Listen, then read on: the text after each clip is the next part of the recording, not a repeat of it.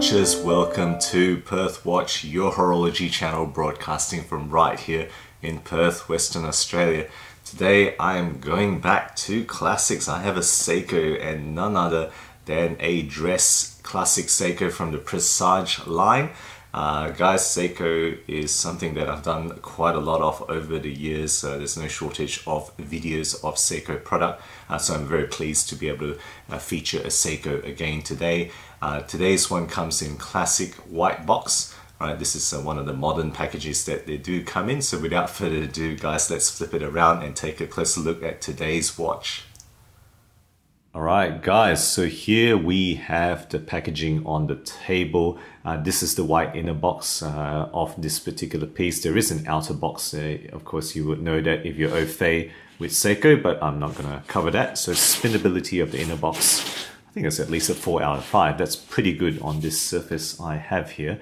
And now before I get into it, just to quickly show you the caliber manual, which is a multi-caliber 4R series manual. You guys will know how to operate a three-hander date, so I'm not gonna show you the inside details. I just want to touch upon water resistant rating, which in this case, consistent with almost all manufacturers, 3 bar or 30 meters is not suitable for swimming. In fact, they say you probably shouldn't take it into the shower, so designed for accidental splashes. In this case, they've actually said 5 bar or 50 meters is suitable for swimming, surface swimming. Now, I would be very hesitant about any watch that doesn't have a screw down crown to take for swimming, but let me know your own experiences. In fact, whenever I've had watches with 5 bar have water penetration, they've kind of, some manufacturers have said, well, not really for swimming, shower, maybe all right, okay? And then you can see 100 meters plus down the third rating there. All right, that's what I'm going to talk about in terms of the manual. Let's just get this piece out. Nothing much in here because it's a leather strap watch, but it's got that. And hopefully that means it is completely genuine if you see a tag like this on your piece. Okay, a J piece manufactured for Japanese market. Okay, so this is the watch. Let me just undo the strap here and just pull it apart to show you guys this really quite lovely piece. So guys, this is the Presage Cocktail Time Manhattan. It's inspired by the kind of Manhattan cocktail, which is relatively famous, I think, at least in USA, if not other parts of the world. SRPB46J1 is the model number of this piece. All right, so MSRP wise, usually 495. I think officially 495 USD. But the typical sale price is under 400, at least when I've just checked it online. Many retailers are selling this for under 400 USD, around 360-ish. Links down the bottom to sources I can find. Okay, now, first up, as I usually do, guys, let's talk about the movements. So here we have, an analog of one of the most popular movements you will see anywhere, at least in my channel, analog of the NH35. This is the Seiko original in-house manufacture 4R35. Is it a really different movement? There is some contention about this. That certainly the 4R35 often comes with 23 rather than 24 jewels, and in this case it is a 23 jewel movement. Now, the accuracy rating, typically the NH35 is rated -20 +40, whereas a 4R35 is slightly less accurate, ironically, -35 +45 in terms of reported rated accuracy. In the few days I've had this running, it's running slightly slow, unfortunately, -4 seconds per day, which is, I guess most people would prefer it run slightly fast rather than slow. But this is what it is. The quick set date is implemented here on a black disc with white writing, which is quite pleasing. I always like that they've put a black disc in, and it's got an applied date window at the 3 o'clock position that you can see there. Okay, moving on to the case now. So the case here is 40.5 millimeter gold PVD. Of course, it's not going to be solid gold at this type of price range. 316L steel, of course, in Seiko. Overall thickness is 11.8 millimeters, so that's actually very pleasingly thin. You know, the old SRP models were thicker than that. Lug width, as you might expect, 20 millimeters with a lug-to-lug distance of 47.5 millimeters between my thumbs. Finishing wise, this is an unusually, I guess it's unusual for Seiko to have a, kind of a single type of finishing. This is completely polished. So just panning around, you can see it's a completely polished case finishing, but I think for this particular model, that's actually reasonably suitable. It's not, kind of out of keeping with the dress style of this type of watch. The display case back that you can see there, should you really have a display case back, I think it's fine. I don't have a problem because this creates a point of interest, and at least they've given a different colored rotor there. So screw down display case back. The crown is a push crown, but it's a nice, wide cupcake crown. I like to call that a cupcake crown. Nice, wide, and easy to wind. So it winds at the 0 position here. Water resistant rating they've given is 50 meters, as previously noted on the back of the case, and also you probably know this from some models. Okay, so enough about that. Let's move on to the dial here, which is really the center point of this watch. This is a rather beautiful mocha textured sunburst dial. Now, is it actually made of metal or whatever? Seiko don't tell us, or at least I haven't found any official information, but I suspect is etched steel with a layer of lacquer on top. Difficult to show, but I think there is some lacquer on top of it. So it's a mocha sunburst with a fume effect, darker around the periphery. It's got printed words in chapter, but it does have an applied Seiko logo, applied indices, and as well as that gold tone window, date window, as I mentioned before. The hands are polished Dauphine style, very nicely done, beveled hands, and it's got a cocktail stick, the cheeky cocktail stick stirrer for the seconds hand. That's part of the cocktail motif here.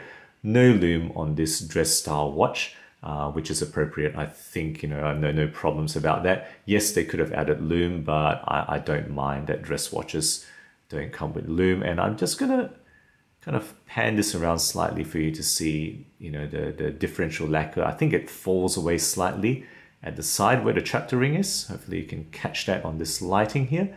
But, it does look like there's a lacquer surface on top of that etched steel. Beautiful mocha dial there. Okay, so that's the dial. Now, on top of that is a very nice vintage dome piece of transparent material. Unfortunately, they haven't put in sapphire, but nice dome box here. Hard Lex crystal is what they've provided us. Right, band-wise, what we have here is, stitched brown colored croc pattern leather. This is what it is. Of course, it's not going to be genuine crocodile on this price range. It does tend to taper slightly. It tapers to about 18 millimeters. And you can see it's pretty nicely done crocodile. Okay, and then they have this deploying clasp in gold tone, right? Pretty nicely done, actually. I think this is a pretty nicely done clasp, better than a lot of just the standard pin buckles. So you choose the the position that you want, clip it in, and then that's the push button deploying there. Okay, so that's the watch. Let me put on the wrist now for a wrist shot for you guys. And there we have the Seiko Presage Cocktail Time Manhattan SRPB 46 on my 17 centimeter wrist. Very nice watch, very nicely fitting. Perfect classic size at 40.5, and those lug widths are, going to be suit most guys. Certainly just about any guy I know will be able to carry this watch. Nice and thin, so 11.8 on the thickness there, and that's how that crocodile brown strap sits. It really does stand out on the wrist, I have to say. This is one of the most standouts of the Presage range because of the color, the gold, and how that dial just really reflects light very nicely in all directions. Okay, so guys, what do I like about this watch? What is the good things about this watch? Why do people love Cocktail Time? I think there's really some magic in these pieces, right? Absolutely gorgeous, stunning in-hand dial, and the crystal as well. The crystal is also part of the star of the show. Is that nice box side there, and how that dial just reflects light, changes character in different lighting positions and angles. That is definitely the star. There's something about these dials that make them so desired, so popular, and I think as yet not really imitated by Chinese companies, at least none that I've seen done it properly. I think the gold tone plays perfectly into this mocha dial, and overall it's really got an old world charm to it, more so than for example the skydiving blue. This one just has more of a vintage charm. That gold just adds to it, I feel. It's superbly balanced face. I really do feel that the faces of these watches are really nicely balanced, right? The bevels, the indices, the hands just stand out the right amount above that dial. That dial can be considered a little bit busy for a dress watch, but the way they've done it, it just adds up to something that is very nicely done. I would say that the clasp in this case, this first time I've seen an OEM cocktail clasp, is also pretty nicely done. Very nice clasp. I enjoy using that. And other little touches, the thinner case compared with the Saab models, the bigger crown, which some people don't like that, but I think it adds character, and I do like it in comparison to the smaller Saab crowns. What are the weaknesses? Are there any weaknesses to this Cocktail Time? I think at the full MSRP, if you're going to pay 500 USD, one would hope for a 6R movement. In realistic pricing, it's under 400, so maybe a 4R is okay, but this kind of downgrading of their movements, the Saabs had a 6R, now you're getting a 4R. That's part of Seiko's kind of pricing movements, upgrading some of their watches to higher price range, giving us this one at the same price range as the previous watch. Some people really hate that. There's been no end of complaints, but let me know what you think. That's really what's happening here. I think the case is unusually simple for Seiko. Usually Seiko casecraft is complex. This one, they've just gone for high polish. I think it's okay for this dress style watch, but some people, you kind of appreciate differential finishing. This is not a watch that gives you that. But again, I think this is not unfitting for this. What I will say is that you're giving a dress watch, you're giving the domed crystal. Why, oh why not give a sapphire? Chinese companies at $100 give a sapphire. Why doesn't Seiko give it that? You can argue for a dive watch. Hardlex is more shatter resistant, so fair enough. This is not a dive watch. It's not a hard-working watch. It's a dress watch. Why not give a sapphire? The only reason I can figure out is, they are keeping their profits high. All right, guys, that's my thoughts on this watch. Let's flip the camera around now for the wrap-up. So there you go, guys, my review of the Seiko Presage Cocktail Time Manhattan. I think it is an absolutely gorgeous piece. Let me know what you think about this particular piece or any of the Presage Cocktail. If you have any experience of them, would love to hear your thoughts. Honestly, I do think that this particular watch is one of the most gorgeous, if not the most striking of the current line of Seiko Cocktail.